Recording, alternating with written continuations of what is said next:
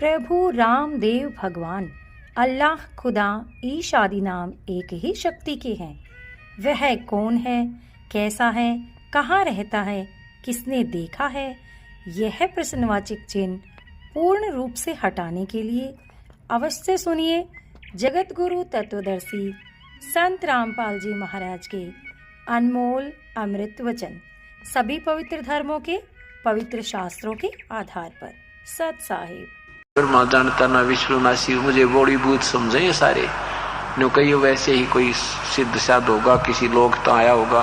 इन ब्रह्मा विष्णु महेश्वर को एक ब्रह्मांड का विज्ञान नहीं पूरा, ये कौन कितना के आया है ये सत्कर मान लेना, क्योंकि हम आध्यात्मिक ज्ञान से बिल्कुल अपरिचित हैं, हमें कोई ज्ञान नहीं है। ये तो परमात्मा आते हैं तब अपना विस्तार विस्तृत एक ज्ञान सुनाते हैं, तब ये जीव उस परमेश्वर पर आकर्षित होता है, इन औरों से मन हट जाता है। अवधू अवगत से चल आया, मेरा कोई भेद मर्म ना पाया। ना मेरा जन्म ना गर्भ बसेरा, बालक बन दिखलाया। काशी नगर जंगल में डेरा, काशी नगर वहां जल कमल पर डेरा, तहां जुलाहे न पाया। मात पिता मेरे कुछ ना ही, ना मेरे घर दासी। दुल्हे का सुत आन कहाया, यो जगत कर मेरी हासी। हे भगवान, पांच तत्व का धड़ना मेरा, जानो ज्ञान अपारा। वो सत्य जो सत्य स्वरूपी नाम साहिब का, ओहे नाम हमारा। अदर दीप सतलोक गगन गुफा में, तानिज वस्तु सारा। तेरा ज्योत स्वरूपी अलख निरंजन, वो धरता ध्यान हमारा। हाड चाम लहोना मेरे, कोई जाने सतनाम उपासी। तारण तरण अभय पद दाता, मैं हूं कबीर अविनाशी। अब क्या बताते हैं कि न तो मेरी कोई माँ है और न ही मैं किसी माँ के गर्भ में, ना मेरा जन्म ना गर्भ बसेरा। मैं बालक बन दिखलाया, और काशी नगर जल कमल पर डेरा, मैं वहां जुलाहे न पाया। मात पिता मेरे कछु नाही, ना मेरे घर दासी। मेरी कोई पत्नी नहीं है, मैं ना कोई मेरा मात पिता है, और मैं इब्जुलाहे का पुत्र कहलाता हूं। दुनिया मेरा मजाक बना रही है, मुझे मेरा हंसी करती है, और ये समझ नहीं पाते नादान मुझे। कहते हैं सत स्वरूपी नाम साहिब का, सो है नाम हमारा। जो वास्तविक नाम है प्रभु का, कबीर देव वेदों में जिसका वर्णन है, वही मेरा वास्तविक नाम है। मैं वही नाम और वही परमात्मा आज आया हुआ हूं। अधर द्वीप, वहां गगन गुफा में, अधर द्वीप ऊपर के सतलोक में जो प्रवेश करते हैं, वहां एक भंवर गुफा है। तहां निज वस्तु सारा, तेरा ज्योत स्वरूपी अलक निरंजन, वो धरता ध्यान हमारा। जिसको तुम ज्योत स्वरूपी भगवान कहते हो, जो ब्रह्म जिसकी तुम साधना करते हो, ये तुम्हारा 21 ब्रह्मांड का मालिक भी मेरी पूजा करता है। गीता जी के अध्याय नंबर 18 के मंत्र नंबर 64 में कहा कि अर्जुन, तुझे एक गुप्त से भी गुप्त भेद बताता हूं, कि वो परमात्मा जिसके विषय में 18वें अध्याय के 62वें श्लोक में कहा कि उसकी शरण में जा, उसकी कृपा से तू परम शांति और तत् उस सतलोक शाश्वत स्थान को प्राप्त होगा। वो मेरा भी पूज्य देव है। इष्ट में असी दृढ़म इति, यही मेरा भी पूज्य देव है, पक्कम पक्का, नो डाउट। मैं भी उसी की पूजा करता हूं। और यहां वही परमात्मा कहते हैं, तेरा ज्योत स्वरूपी अलख निरंजन धरता ध्यान हमारा। इस बात को सुनकर गोरखनाथ जी बड़े प्रभावित हुए और परमात्मा से उपदेश लिया और अपना करना सिमरण सतनाम का सिमरण फिर सारनाम मिलेगा। ये सारी की सारी क्रियाएं करके हम स्वस्थ होंगे, अर्थात परमात्मा प्राप्त करने योग्य होंगे। जन्म मृत्यु के रोग से हम मुक्त हो जाएंगे।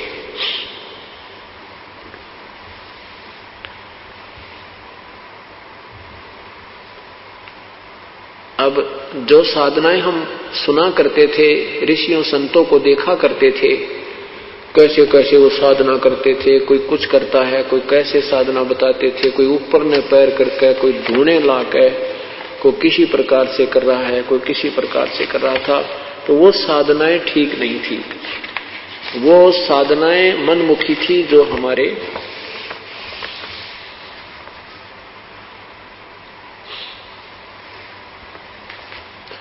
और ये सब काल ने हमारे ऊपर जाल फैला रखा है, इसको सतमार्ग पर नहीं लगने देता प्राणी को।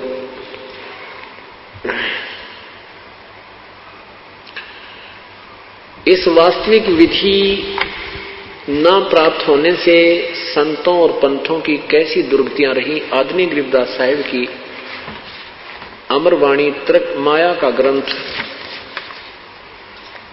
तर्कवेदी आपको सुनाते हैं। पांडे वेद पढ़े क्या होई, घट अंदर की खबर न जाने, दौरा लूटे तो ही। एक गुदरी एक धागा, पांच तरंग भी ना बागा, हाड चाम का सकल पसारा, सब घट एक बोलन हारा। ब्रह्म वेद भूलो मत को, सब घट एक गुद्दा लोहू, भगद्वार सब आव जाही, ऊंच नीच कहां भिन्न बताही। आपको माया का ग्रंथ सुनाते हैं। ब्रह्म जोगनी जालम दूती, सुर नर मुनि जन खाए बेगूती, दोनों दीन चले दे धाई, सठ दर्शन को ठोर न पाई। ये सठ दर्शनी साधु कहते हैं इनको, इनका कितना ठिकाना कोई ना। इस माया ने, माया क्या चीज है कि गंगा में माया पानी बन गई स्नान करने। जैसे आपने सुबह सुना था कि एक महाकुंभ पर्व के ऊपर स्नान करने में के लिए दो गुटों में, संतों के दो ग्रुपों में झगड़ा हो गया, वहां आपस में कट मरे। तो वहां माया ने उस गंगा के पानी का रूप धारण कर लिया। वहां वो गंगा का पानी माया बन गई, अर्थात वो जाल बन गया, उनके विनाश का कारण बन गया। प्रथम स्नान करने के ऊपर ही वो विनाश कर बैठे। क्या बताते हैं? तो ऐसे इस माया ने जैसे मान बढ़ाई, ये भी माया है। और सिद्धि जिसमें आ गई वो सिद्धि भी माया है। जैसे दुर्वासा जी में सिद्धि आ गई, वांडी पाक गया और विनाश कर दिया कौरवों को, उनको यादों को श्राप दे दिया, उनका सर्वनाश हो गया। चुनक ऋषि जी ने सिद्धि की, वो माया उसके पास होगी, वो धन हो गया उसका, वो माया होगी। उसने बेहतरक्षोणी सेना का, मानधाता चक्रवर्ती की, राजा की बेहतरक्षोणी सेना का विनाश कर दिया। तो यहाँ क्या बताते हैं कि ये माया इस जीव को सतमार्ग पर नहीं लगने देती। ये मान बढ़ाई आदि गलत साधनाएं जो हैं, तो इसमें क्या कहते, दोनों दीन चले दे धाई, सठ दर्शन को ठोर न पाई, पंडित पकड़ चौपटे लीने, काजी के सिर बोझे दीने। कुतुब गोश और सब गलत गुजारी, मारे मुल्ला बंग पुकारी, पीर पैगंबर राह चलाए, गुर्जो मार त्रिगुंडे काए। क्या बता रहे हैं कि ये जितने भी साधक हैं, जैसे पंडित जी अपनी क्रियाएं करते रहे, श्राद्ध निकलवाते रहे, तुम्हारे हवन होम कर देंगे, फलान कर देंगे, ये साधना शास्त्र अनुकूल नहीं थी। तो वो स्वयं भी विनाश को प्राप्त हुए, यजमान अपने अनुयायियों को भी नरक ले गए। ऐसे ही काजी और मुल्ला जो हैं, ये भी शास्त्र विरुद्ध साधना कर और करवा रहे हैं। इन सब को परमात्मा सबके विषय में बता रहे हैं। जालम जोगनी ऐसा कीन्या, मोहम्मद का सब मजहब छीन्या, नेम नमाज करें थे रोजा, जिनके कहीं न पाए खोजा।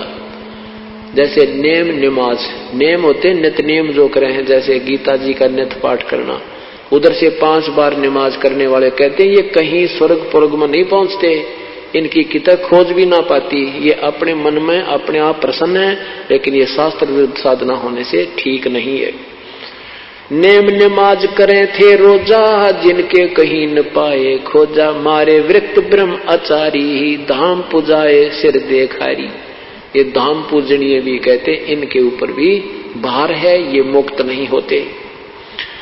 जिन सिर जटा बहुत थी लंबी, मारे नागा मुनियर बम्बी, चुंडत मुंडित सब सिंघारे, जो धूमी 5 लगावत हारे। क्या बताते हैं कि जिनके सिर पर लंबी लंबी बाल थे, ये ऋषि महर्षि दिखे बड़े बड़े, और जिन्होंने या घोटम घोट करा रखा, कभी बाल कटवा के बिल्कुल कोरा कचकोल कटा रखा, कहते इस तरीके इससे भगवान नहीं मिलता।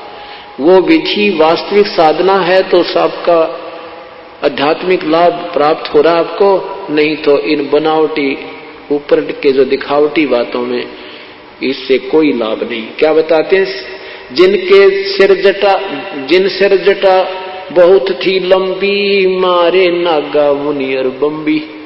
नागा जो निवस्त्र रहते हैं, और ये मुनिवर, ये सारे के सारे खत्म कर दिए इस काल ने।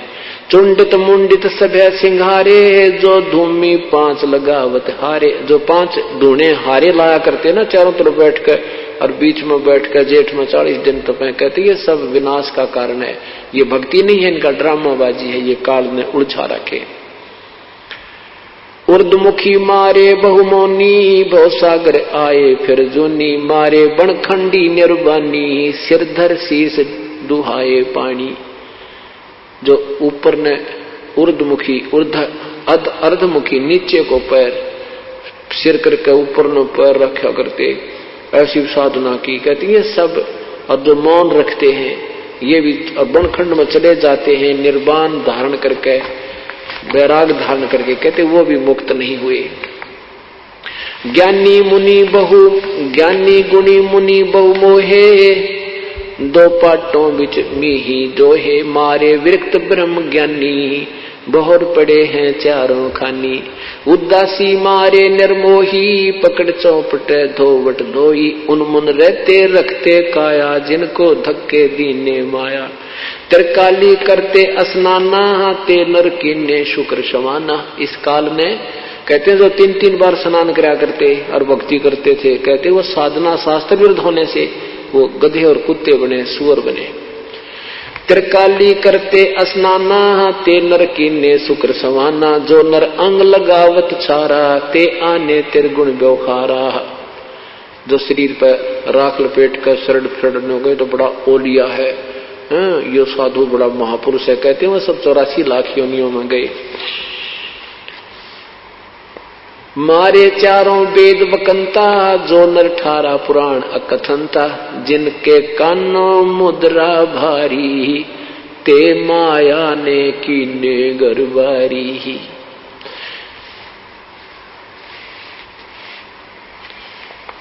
अब क्या बताते हैं परमात्मा,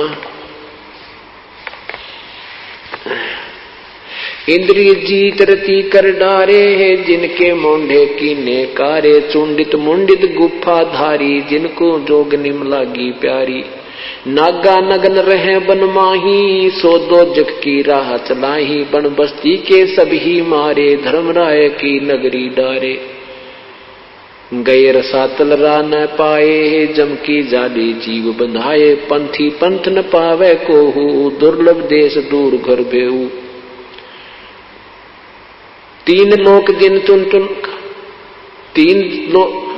14 लोक पड़े जम जाला, दुर्मति जोगन रूप विशाला। 3 लोक जिन चुन चुन खाए, 14 तपक सबे डकाए। ब्रह्मांड 21 सोर शराबा, मुगदर मार गुरज बहुराबा। कौम छतीस रीत सब दुनिया, जोगनी छत्रपति बढ़हनिया। अनाथ जीव की कौन चुलावे, योद्धा भूप लिए बड़दावे। होते दुर्योधन से राजा, जिस घर घुरते अनगिन बाजा। होते वीर 71 भाई, 11 सोनी की ठकुराही, 64 योगनी 52 बीरा, जिनके खप्पर भरे नथीरा, पांडों डोबे पकड़ हिमालय, 18 सोनी खाई काले, चकवे चक छत्रपति बहु साजा, जिनके उदय अस्त बिच राजा, ब्रह्म योगनी सब डैकाए, जिनके गाम ठाम नहीं पाए, हिरणा कुष्ठे राम सरीखा, जिन अपना नाम चलाया टीका, वैसे जमजोरा ने लूटे, उधर विनाश किए घर घट फूटे है। मथुरापुरी राज थे कंसा, जिनके कहीं न पाए वंशा। कितना प्यारी व्याख्या कर रहे हैं कि ये हिरण्यकशिपु जैसे भी अपने आप में भगवान बने बैठे थे, इनका बक्कल उतरा, पेट फाड़ कर फेंक दिया भगवान ने। ये इसमें रिद्धि सिद्धि आ गई, यो माया में उस सिद्धियों के कारण अपने आप में फूल गया, या माया इसको दुखदाई बन गई। कहते हैं मथुरापुरी राज थे कंसा, जिनके कहीं न पाए वंशा। कंस आंडी पाक क्या था, और वो कहते हैं उसका नामो निशान मिट गया। संसरा बहा गहा जो डोबे, फरस्या मार रख तन झोबे, जरा संग बहु जोर जमाए, पकड़ टांग तन चीर बगाए। जरासंग ने कहते हैं गणी बकवाद गड़ी थी, उसकी टांग पकड़ कर पाड़ दिया गया। बाली काल को दिया झपेटा, चाणों रासे मारे फेटा, रावण छत्रपति थे राजा, सुर नर मुनिजन जिस घर साजा, योद्धा जुल्मी बहुवत आकी, कोट 33 बंद थे जाकी। 33 करोड़ देवता जिसने रावण ने बांध रखे थे। कहते हैं कुंभकर्ण से होते बीरा, 1.25 लाख नाती संग थीरा, 1 लाख पूत 1 लाख पूत दूत संग भारी, 7 समुद्र लंका धारी, उठपुट किए लंक जद लूटी, 10 खप्पर रावण के फूटी। कहते हैं कितना अपने आप में महापुरुष मान रहा था, अपने जैसा योद्धा नहीं मानना था। नहीं कहता मेरे 1 लाख बेटे, 1.25 लाख मेरे रिश्तेदार, इतनी सेना मेरे पास है, मेरा कौन क्या बिगाड़ देगा। 33 करोड़ देवताओं को बांध रखा था, और उस माया में वो फूल गया। तो कहते हैं उसकी के बनी उसकी गिला। कुंभकर्ण से अटपट किए लंक जद लूटी, 10 खप्पर रावण के फूटे। अटपट किया, कैसा कारण बनाया कि सीता का अपहरण करने का मन में आया।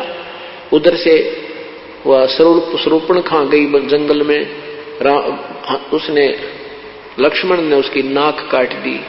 देख काल मैंने कहा क्यों कर चैन से नहीं जीने देता किसी को। पहले वनवास करवाया भगवान श्री राम को, और फिर जंगल में भी चैन से नहीं हुआ। वो दूतनी भेज दी स्वरूपण खा, वो लक्ष्मण से शादी करने को कहने लगी। लक्ष्मण वो नहीं मानी तो उसकी नाक काट दी।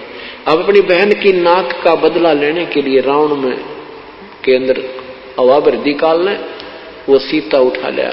और फिर कहते हैं यह अटपट कर और लंक सब लूटी। यह अटपट करके काल ने वो सत्यानाश करवा दिया उसका। अटपट किए लंक जद लूटी, 10 खप्पर रावण के फूटी। वो 10 मस्तक थे रावण के, 10 शीश भी काट दिए, अर्थात उसका विनाश को प्राप्त हुआ। फिर क्या बताते हैं, कृष्ण गुरु दुर्वासा लूटे, मनसा भवर कुचों पर छूटे, श्रृंगी ऋषि को सार चबाए, नारद पूत 72 जाए, काम देव दग दे बहुगाता, पारा ऋषि पुत्री संगराता। काल में कैसा बकलता रहे सभी का, कैसे कृष्ण गुरु दुर्वासा लूटे, मनसा भवर कुचों पर छूटे।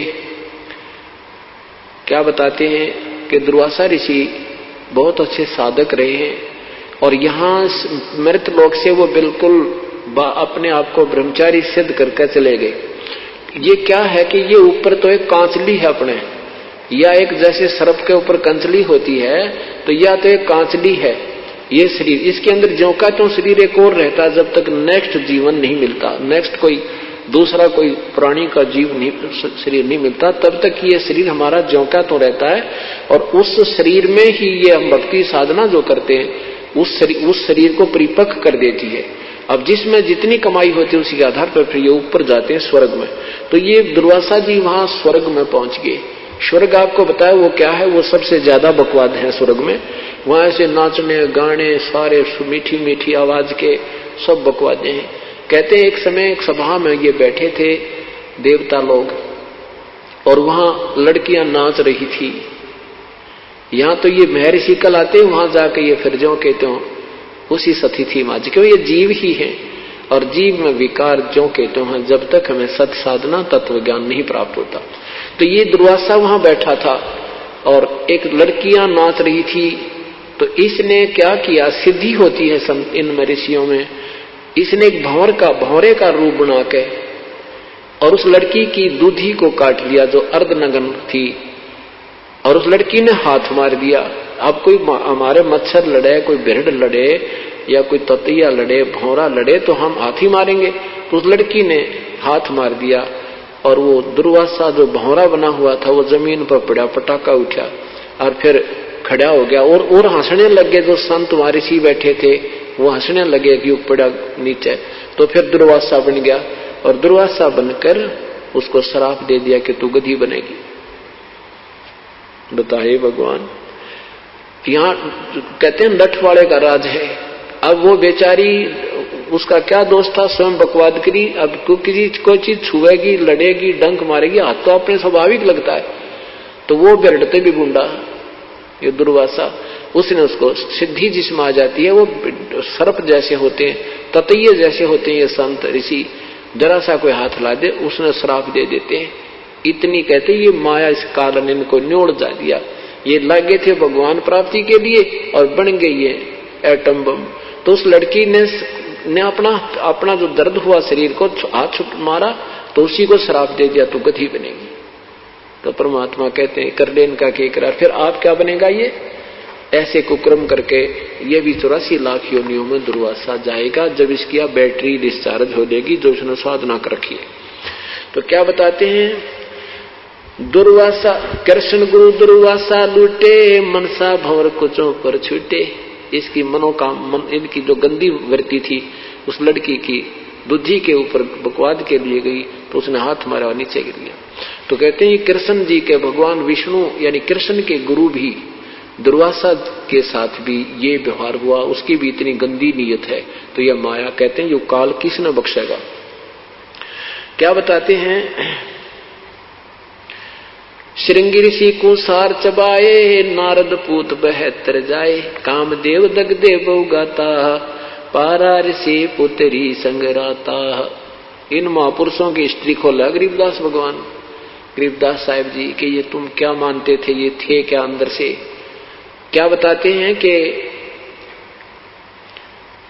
श्रृंगी ऋषि को सार चबाए। एक श्रृंगी ऋषि थे, साधना करने के लिए जंगल में बैठ गए। ये मनमुखी साधकों के लक्षण बताते हैं। शास्त्र विधि को त्याग कर जो मनमानी पूजा करते हैं। बहुत ये क्या करते थे कि अभी भक्ति करेंगे उससे पहले शरीर को साध लेते हैं ताकि कम आहार की आवश्यकता पड़े, कम व्यवहार की आवश्यकता। इस प्रकार काफी एक प्राणायाम आदि करके एक नाभि के पास, नाभि जो अपनी सूंडी इस नाभि है, नाभि के सब नाड़ियां नाभि से संबंधित हैं और इन नाड़ियों के नाभि की नाड़ियों को एक नाड़ी और है, इसको नागनी बोलते हैं, नागफनी। उस नाड़ी ने इस नाभि की सभी नाड़ियों को ऐसे लपेटा ला रखा जैसे सर्प लगा दिया करे और उसने उसके ऐसे ढाई लपेटे हैं और वह शेष वो नागनी वो ऐसे एक आंतड़ी है नाग जैसे फुन वाली, उसकी 2 फुन है, वो ऐसे रहती है। और जो हमारे शरीर में एक अमृत बनता है वो अमृत को पीती है और श्वास से खड़ी रहती है। तो ये प्रणाम कर करके क्या करते हैं, उस नागनी को ढीला कर देते हैं। प्रणाम कर करके वो नागनी को जो है ना मुरझा जाती है और वो अमृत जो है शरीर में प्रवेश करने लग जाता है। हमारी ये तालू है, तालू के ऊपर एक जैसे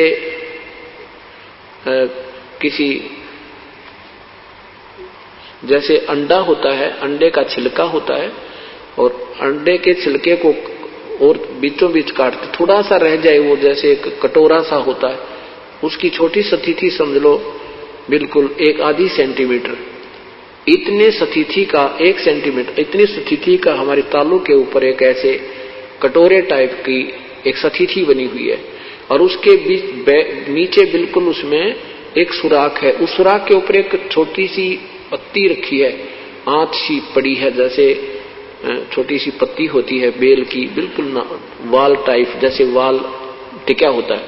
तो इस तालु का अभ्यास करने से, ऐसे जो खेचरी मुद्रा लगाते हैं, तो उससे क्या होता है कि वो जरा सा तालु उसके जो उस अमृत को रोके हुए होता है वो थोड़ा सा खिसक जाता है, वो फिर नीचे आता है, नीचे आकर के फिर ये नाभि पर आता है।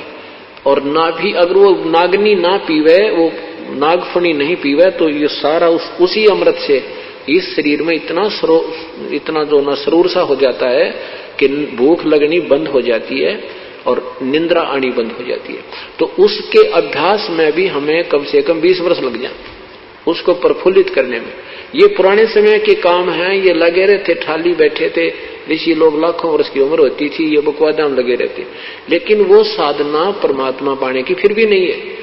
वो तो साधना शास्त्र विरुद्ध है और शास्त्र अनुकूल साधना बिल्कुल सिंपल सी है, ये नहीं करनी थी। फिर भी उन ऋषियों को जिन्होंने शास्त्र में साधना की और इस माया ने, काल के जाल ने कुकर भरमा दिए, तो उस श्रृंगी ऋषि ने अभ्यास कर लिया अल्प आहार करने का।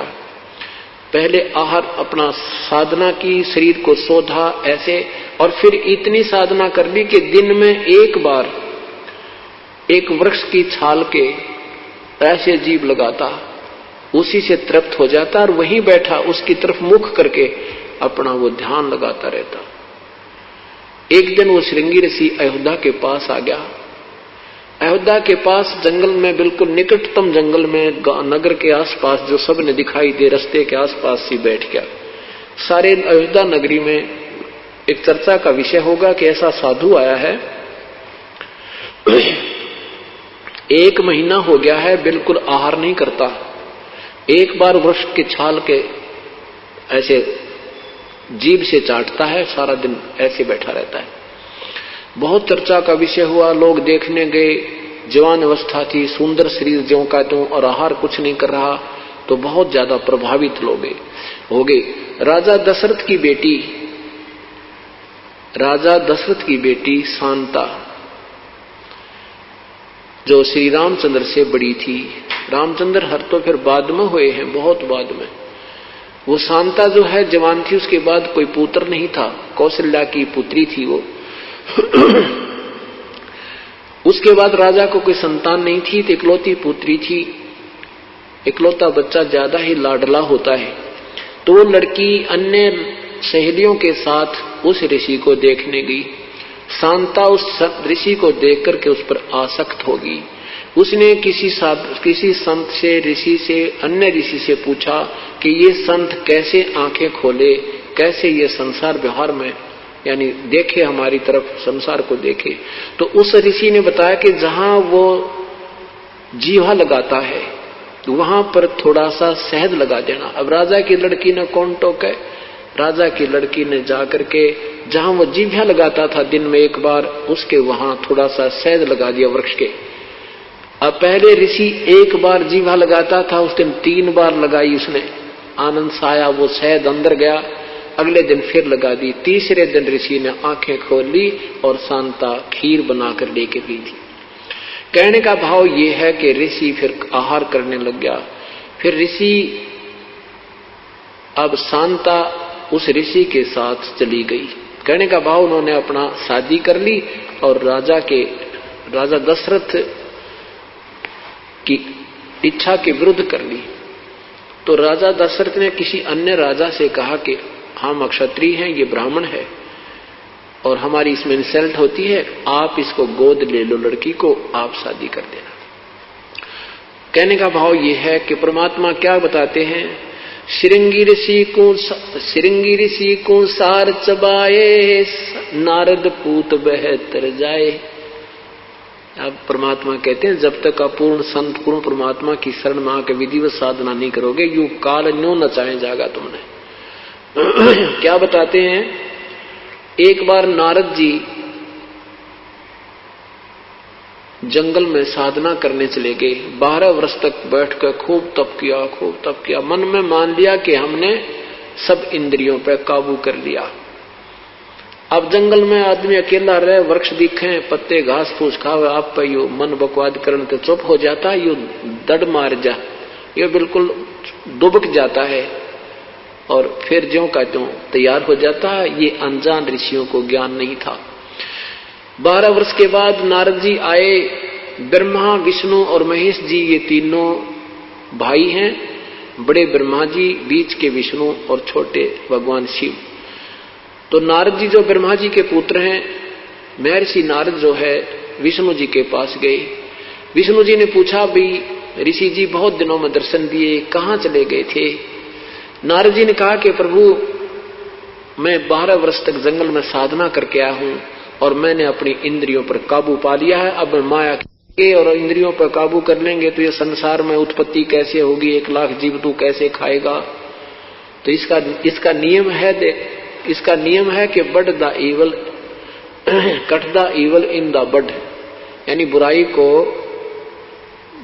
यानी स्टार्ट में ही काट दे। तो इसने विष्णु जी के मन में प्रेरणा कर दी कि यू बढ़ांडी पा किया नारद जी, ये कहता मन इंद्रियां सारी काबू कर ली, चल इसको ठीक करते हैं।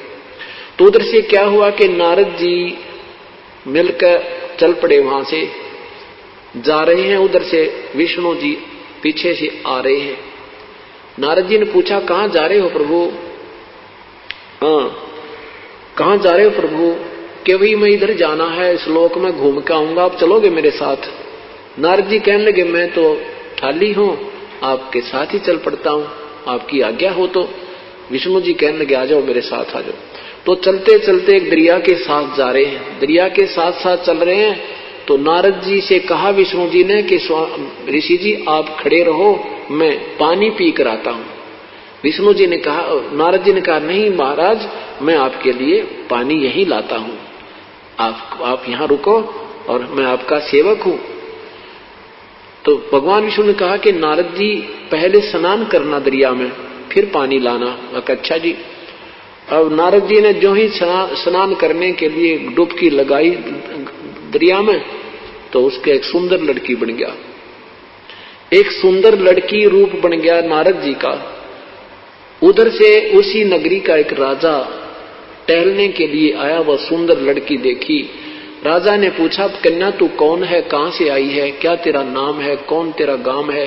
लड़की ने कहा कि मुझे नहीं मालूम मैं कौन हूं, कहां से आई हूं, मेरी बुद्धि काम करना बंद कर चुकी है।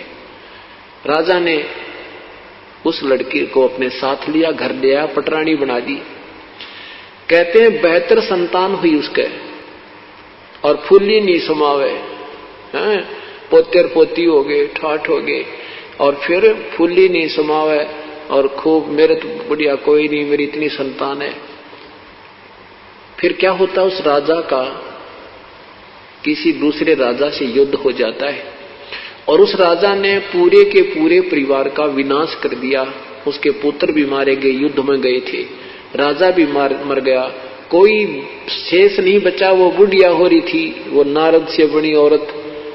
तो उसने सोचा, रो रो के बुरा हाल कर दिया, सारे बाल पाड़ दिए, न रो रो कर टक्कर मारे। उसने सोचा अब तू आत्महत्या कर ले और तेरे पास शेष नहीं रहा कोई चीज। तो वो बुढ़िया जो नारद बुढ़िया बनी थी, जाके उस दरिया में सुसाइड करना चाहा, आत्महत्या करने के लिए छलांग लगाई, तो ऊपर एकदम नारायण और नारद बना दिया, नारायण नारायण करता हुआ बाहर आया। उधर से भगवान खड़े खड़े मुस्कुरा रहे हैं। विष्णु जी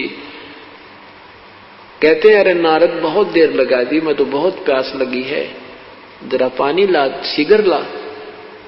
और नारद का सबकी बंदरी, जैसे सपने में कोई ऐसी दुर्घटना महसूस हो जावे और ऐसा रोया कर आदमी और जाग जाना, सपन टूट जा तो भी उसको ऐसे महसूस होता जैसे अभी वो तेरे साथ कोई बुरी घटना घट रही है।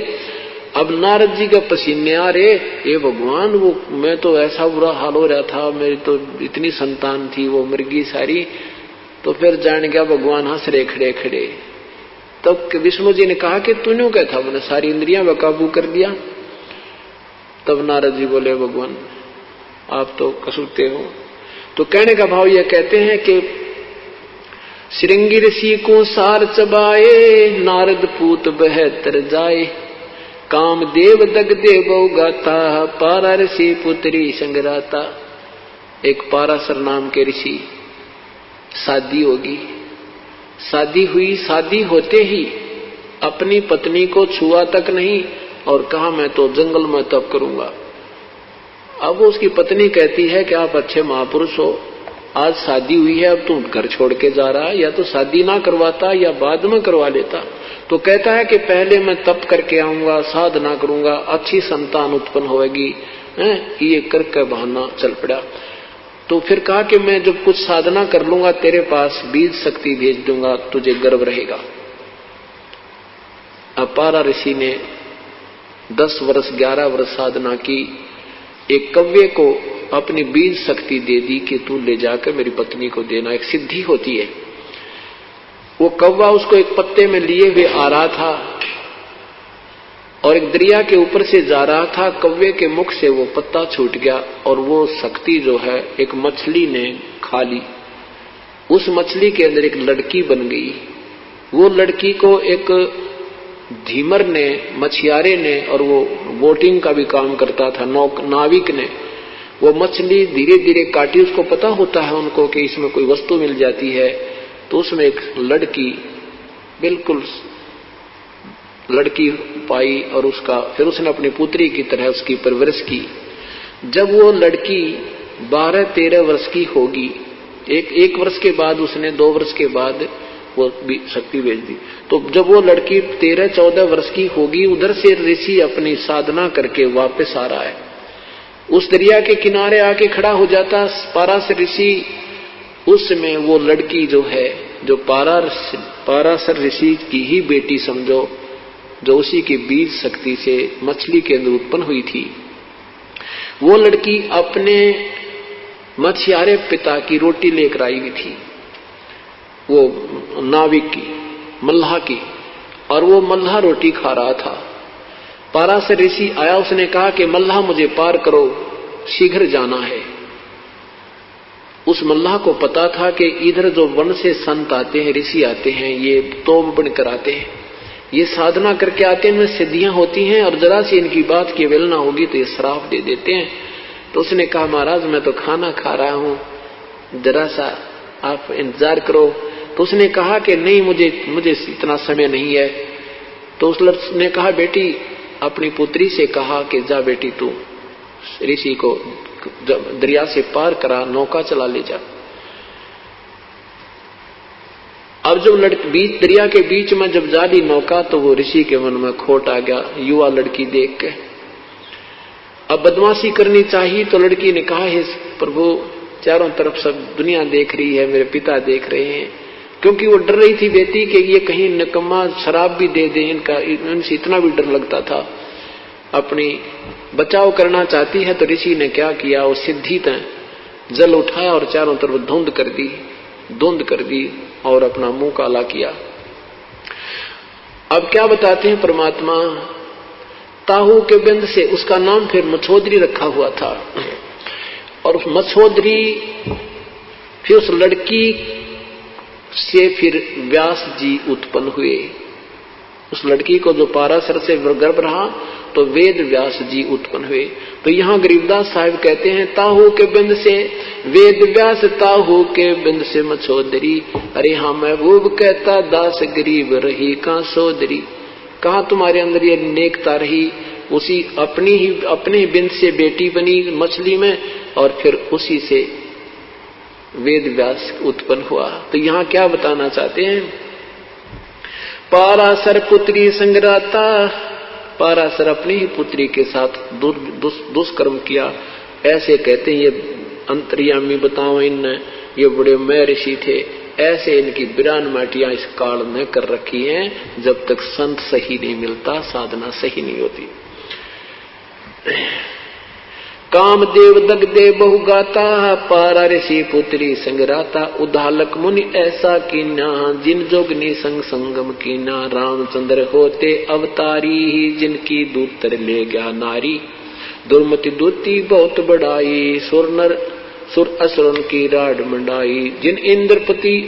जिन इंद्रपुरी के अस्तल लूटे, गुर्जो मार सातल कूटे, गुरु मछंदर लूटे लोई, रस कुस पिया डारी छोई। कच्छ देश में गोरख हेरे, हम संग सिद्धा लीजय फेरे, गोरख कहे सुनोरी दूती, हम योगी निर्गुण अवधूती। हम योगी जुगता ब्रह्म ज्ञानी, पूर्ण ब्रह्म अलख बिनानी, गुरुवा की तो छार उड़ाई, तुम चेला कित रहो सहाई, किस रहो सहाई।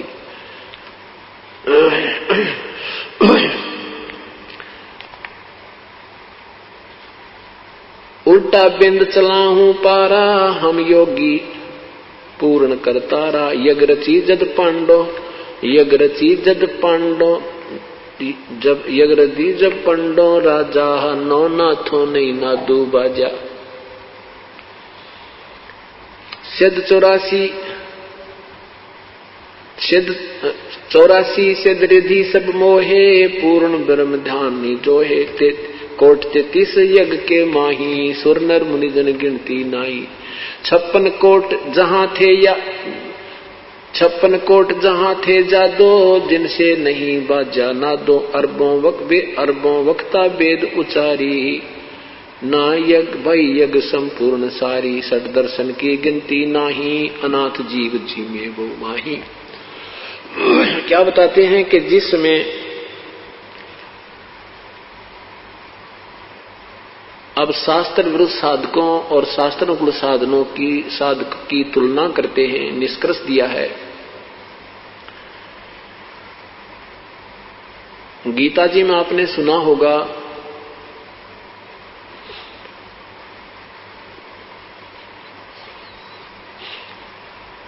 दूसरे अध्याय के 37 और 38 श्लोक में गीता बोलने वाला भगवान कह रहा कि अर्जुन तू युद्ध कर ले, तुझे कोई पाप नहीं लगेगा, तू केवल निमित्त मात्र है। और यदि युद्ध में मारा गया तो स्वर्ग जाएगा, विजयी हुआ तो इंद्रप्रस्थ का तू राज भोगेगा, तेरे दोनों हाथों में लड्डू है।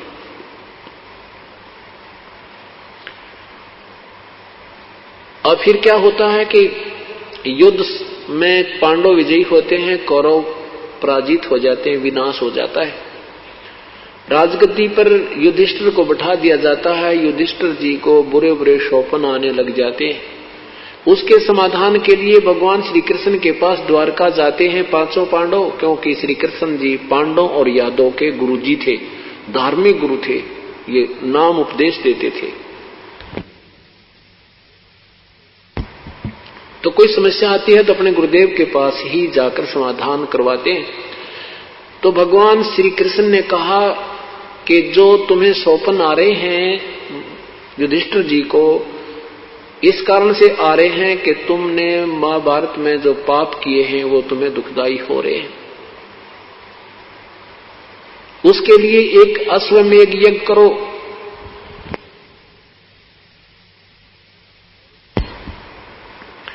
और उसमें सारे पृथ्वी के महापुरुषों को, संतों को, भक्तों को आमंत्रित कीजिए। ज्यादा से ज्यादा जितने जीव आपके यज्ञ में आहार करेंगे उतना ही पुण्य अधिक होगा। और उसमें एक शर्त रखी कि तुम्हारी यज्ञ संपूर्ण होने का एक लक्षण होगा कि एक